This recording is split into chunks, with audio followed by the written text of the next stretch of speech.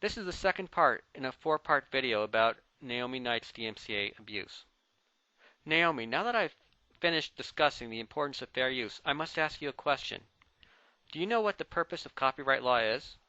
Do you know why our founding fathers gave Congress the authority to make copyright law? If you answer that copyright law was developed in order to give your creator control over her work so she can profit from it, then you are wrong.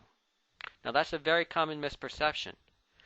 Copyright law was created to produce an environment conducive to the creation of new works. That's the purpose of copyright law. One way to create such an environment is by giving an incentive to create new works, by giving creators limited control over their works so that they can profit from them. But people often need to build on the works of others in order to create something new. And if they were denied the ability to do so, then this would inhibit creativity, not promote it. So creators are only given a limited control over their works, and others are allowed to borrow from their works for the purposes of critique, education, commentary, and parody. That's what fair use is all about. It's all about creating an environment where new works can be created.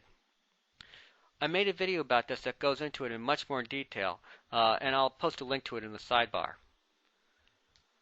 So copyright law is intended to stimulate creativity. Do you have any idea what the purpose of the DMCA is, Naomi? Do you know why the DMCA was passed? If you answer that it is to allow video makers and other creators to get control over how others use their creations on the internet, well, you're wrong again. If your answer is to prevent unauthorized video or audio clips from being posted on the internet, then you're wrong. If your answer is to protect the copyright holder, then you are wrong. The DMCA, or at least the section of the DMCA that we're concerned about, was not passed to protect the interests of the copyright holder. It was passed to protect Internet bulletin boards and ISPs from copyright lawsuits that arose from third parties posting copyrighted materials to their site.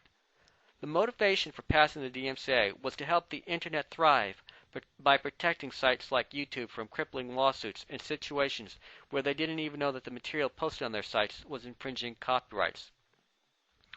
I'll post a link in a sidebar to a video that I just made to Mel's basket case where I explain the reason for the passing of the DMCA in more detail. So if you think that Congress passed the DMCA so that you could have a tool to keep your video from being used by others in a way that you don't approve of, well, you're just plain wrong. The DMCA was poorly written, and Congress did not foresee the unintended side effects. Congress did not anticipate that it could and would be used as a tool for censorship.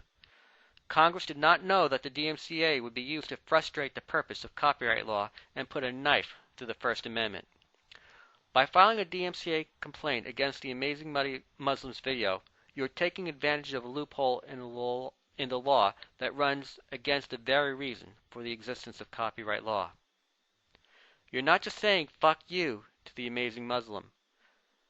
You're saying fuck you to anyone who wants the ability to quote others accurately. You're saying fuck you to Congress.